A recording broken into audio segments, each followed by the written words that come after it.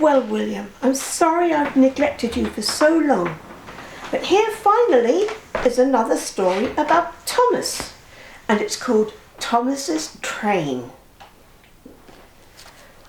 Thomas often grumbled because he was not allowed to pull passenger trains. The other engines laughed. "You're too impatient," they said. "You'd be sure to leave something behind." "Rubbish," said Thomas crossly. "You just wait, I'll show you." One night he and Henry were alone. Henry was ill. The men worked hard, but he didn't get better. Now Henry usually pulled the first train in the morning, and Thomas had to get his coaches ready. "If Henry is ill," he thought, "perhaps I shall pull his train." Thomas ran to find the coaches. Come along, he fussed. There's plenty of time, grumbled the coaches. He took them to the platform and wanted to turn round in front at once, but his driver wouldn't let him. "Don't be impatient, Thomas," he said. So Thomas waited and waited. The people got in. The guard and station master walked up and down. The porters banged the doors, and still Henry didn't come. Thomas got more and more excited every minute. The fat controller came out of his office to see what was the matter, and the guard and the station master told him about Henry. "Find another engine," he ordered. "Oh, it's only Thomas," he said. "Well, you'll have to do it then, Thomas. Be quick now."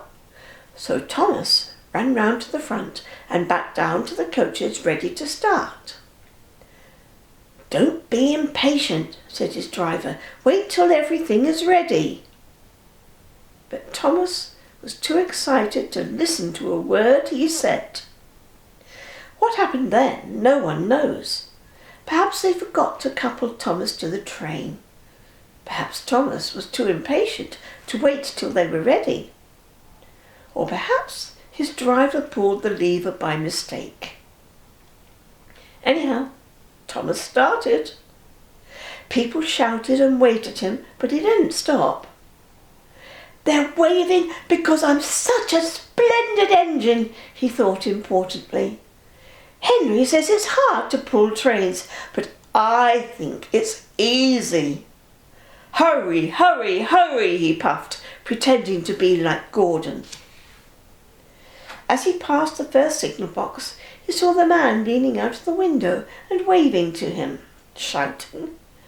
"Oh, they're pleased to see me," he thought. "They've never seen me pulling a train before. It's nice of them to wave." And he whistled, "Beep, beep, thank you," and he hurried on. But he came to a signal at danger. "Bother," he thought. "I must stop, and I was going so nicely too. What a nuisance signals are."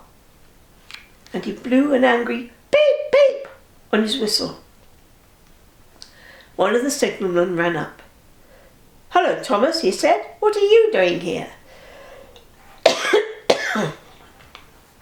"I'm pulling a train," said Thomas proudly. "Can't you see?" "Well, where are your coaches then?" Thomas looked back. "Why, bless me," he said, "if we haven't left them behind." "Yes," said the signalman. "You'd better go back quickly and fetch them." Poor Thomas was so sad he nearly cried. "Cheer up," said his driver. "Let's go back quickly and try again." At the station, all the passengers were talking at once. They were telling the fat controller, the station master and the guard what a bad railway it was. But when Thomas came back and they saw how sad he was, they couldn't be cross.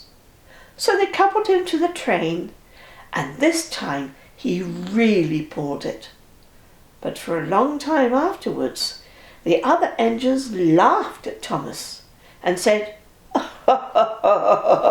"Look, there's Thomas, who wanted to pull a train but forgot about the coaches."